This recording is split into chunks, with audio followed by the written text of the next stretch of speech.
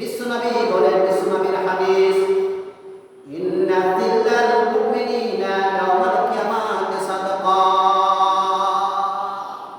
রোজ কিয়ামতের দিন এই দান, এই সাদাকা মুমিনদের হয়ে রোজ কিয়ামতের দিন মাথার ছায়া স্বরূপ হবে, ছায়া স্বরূপ হবে।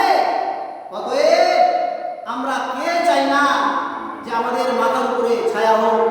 রোজ কিয়ামতের দিন কোনো ছায়া হবে না, মানুষ তারাই করবে, ছোটাছুটি করবে।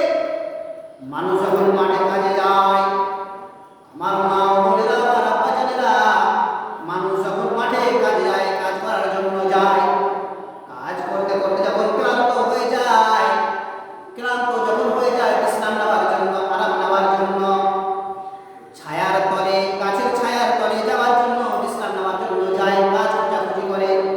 কোথায় গাছ আছে?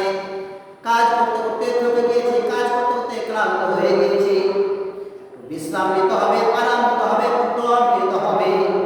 দম নেওয়ার জন্য, বিশ্রাম নেওয়ার জন্য গাছ খুঁজে, গাছের নিচে, গাছের ছায়ার তলে, গাছের তলে বিশ্রাম নেওয়ার জন্য, আরাম নেওয়ার জন্য মানুষ রাস্তা খুঁজে, পথ খুঁজে। খুঁজে না সবাই চায় যে কষ্ট হচ্ছে, একটু বিশ্রাম নিই, কাজ করে, কাজ করতে করতে একটু ক্লান্ত হয়ে গেছে, একটু বিশ্রাম নিই, একটু জল পান করি, জল খাই, পানি পান করি, পানি খাই। তৃষ্ণা পেয়েছি, তৃষ্ণা মেটাবার জন্য একটু বিশ্রাম নিতে হবে, জল পান করতে হবে, একটু ছায়ার দরকার রয়েছে। মানুষ ছায়া খুঁজে। কার দরকার হয় না?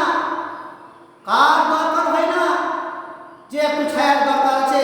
কে চায় না? সবাই চায়।